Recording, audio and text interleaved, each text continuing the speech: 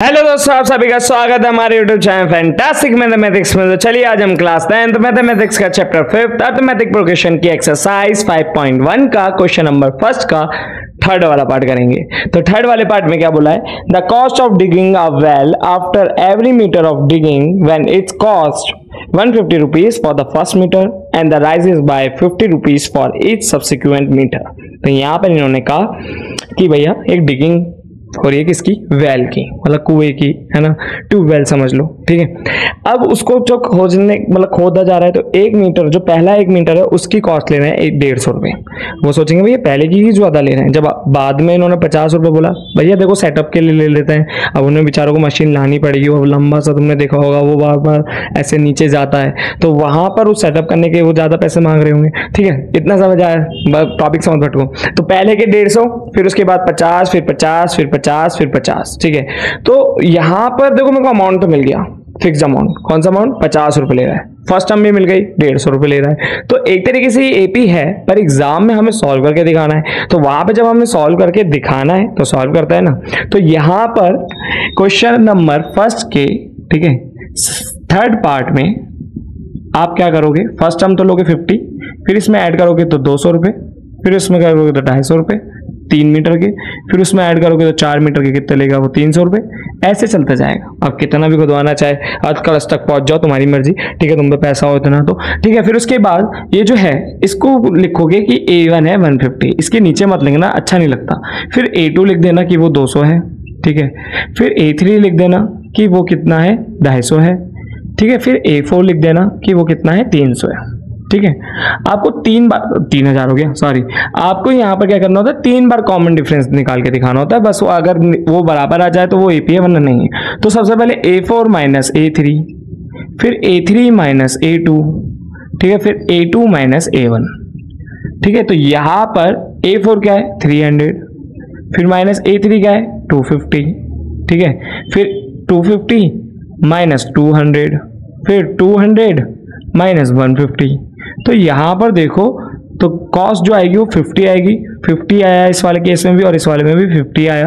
तो आपका डी बराबर आया, तो आप लिखोगे yes it is a AP. तो ये मेरी एपी है, ठीक है। इसका सेकंड वाला भी देख लेते हैं, मतलब फोर्थ वाला पार्ट।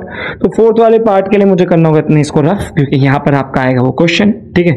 तो यहाँ पर जो फोर्थ वाला है उसमें देखो क्या है, ये यार व्हाइट बोर्ड की बड़ी दिक्कत है, ठीक है।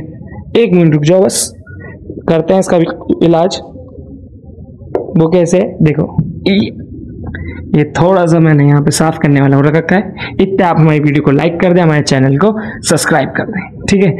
अब देखो फोर्थ वाले पार्ट में क्या बोला है, the amount of money in the account every year when 10,000 rupees is deposited at the compound interest at 8% per annum। तो यहाँ पर आपको कंपाउंड इंटरेस्ट का फॉर्मूला निकालना है। जो ये कंपाउंड इंटरेस्ट का फॉर्मूला होता है, ठीक है, ये सिंपल इंटरेस्ट से थोड़ा सा अलग होता है। अगर आपने पढ़ रखा हो आपकी छोटी क्लासेस में, नहीं पढ़ रखा तो हम यहाँ पर आपको पढ़ाएंगे। देखो क्या होता है, जो कंपाउंड इंटरेस्ट में हमें क्या करना है, जो फिक्स अमाउंट होता है, ठीक है, उसे प्रिंसिपल बोलते हैं। जिस परसेंटेज पर बोलते हैं उसे रेट बोलता है। जितने टाइम के लिए दिया जाता है वो क्या होता है, मतलब टी बोल लेते हैं। सिंपल इंटरेस्ट में तो बहुत आसान है, P into R into T upon 100। पर यहाँ पर जो कंपाउंड इंटरेस्ट होता है उसका एक फॉर्मूला होगा, जो देखो इधर आ गया होगा। इसमें मैंने बता दिया कि P क्या होता है, R क्या होता है, T क्या होता है और N क्या होता है, मतलब ईयर्स, ठीक है। इतना समझ आया। पर जैसे अगर मैं इसकी एपी बनाना चाहूंगा तो वो हो जाएगा मेरा 10,000, ठीक है। फर्स्ट ईयर का तो ये हुआ। सेकेंड ईयर में जो मेरा अमाउंट आएगा, देखो वो कैसा आएगा, यहाँ पर तुम लिखोगे 1 + 8 अपॉन 100, ठीक है। उसके बाद यहाँ पे 1, फिर उसके बाद सेकेंड अमाउंट कैसा आएगा मेरा 10,000, फिर उसके बाद आएगा 1 + 8 अपॉन में 100 और उसके यहाँ पर हो जाएगा स्क्वायर। ये कंपाउंड इंटरेस्ट का फॉर्मूला होता है जब मेरे को दूसरे साल का चाहिए, तीसरे साल का चाहिए, ऐसे। तो यहाँ पर सिंपली, ठीक है, यहाँ पर चाहो तो मत सॉल्व करना, ठीक है। इसको ऐसे कह देना कि ये कंपाउंड इंटरेस्ट नहीं है, क्योंकि यहाँ पर देखो जो स्क्वायर्स में डिफरेंस चल रहा है, ठीक है। जैसे अगर इसका जो वैल्यू आएगी जब मैं इसमें ऐड करूंगा तो जब स्क्वायर होगा, फिर वहां पर देखो क्यूब आ गया, तो ये पूरी मल्टीप्लिकेशन करके क्यूब, ये स्क्वायर और ये फर्क होता है। जैसे अगर मैं बात करूँ 2 का स्क्वायर, 1 का मत लेना, तो जैसे मैं बात करूँ 2 के स्क्वायर की, तो 2 का स्क्वायर, फिर उससे पहले 2 की पावर 1, फिर 2 की पावर 3। अगर इनके बीच में गैप निकाला जाए तो देखो ये 1 होता है, ये 4 होता है, ये क्या होता है 8। तो अगर मैं इसको कहूं कि ये A1 है, ये A2 है और ये A3 है, तो जब मैं D निकालना चाहूं तो A2 माइनस क्या आ जाएगा, A3 माइनस A2 और फिर A2 माइनस A1। तो यहाँ पर देखो ये हो गया 8 माइनस 4 और ये कितना होगा 4 माइनस 1। तो देखो यहाँ पर वैल्यू कितनी आई, यहाँ पर मेरी वैल्यू आई 4, ठीक है 4 लिख लेना, और यहाँ पे मेरी वैल्यू आई 3, तो ये आपस में बराबर नहीं है। तो ऐसे ही ये यहाँ पर क्या चल रहा है, एक फिक्स अमाउंट का, जैसे ये अमाउंट है इसका स्क्वायर और उससे मल्टीप्लाई, तो ये भी क्या है आपस में बराबर नहीं आएगा। सॉल्व मत करना इसको, ठीक है। तो यहाँ पर हमारा क्वेश्चन नंबर फर्स्ट का फोर्थ वाला पार्ट भी हो जाता है सॉल्व। अब हमारा जो क्वेश्चन नंबर सेकंड है वो हमारी आएगी नेक्स्ट वाली वीडियो में। तो होप आपको हमारी वीडियो समझ आई होगी। अगर आपको हमारी वीडियो समझ आए तो प्लीज हमारी वीडियो को लाइक करें, हमारे चैनल को सब्सक्राइब करें, अपने दोस्तों को जरूर शेयर करें, और अगर आपको कोई डाउट हो तो प्लीज कमेंट करके बताएं। Thanks for watching.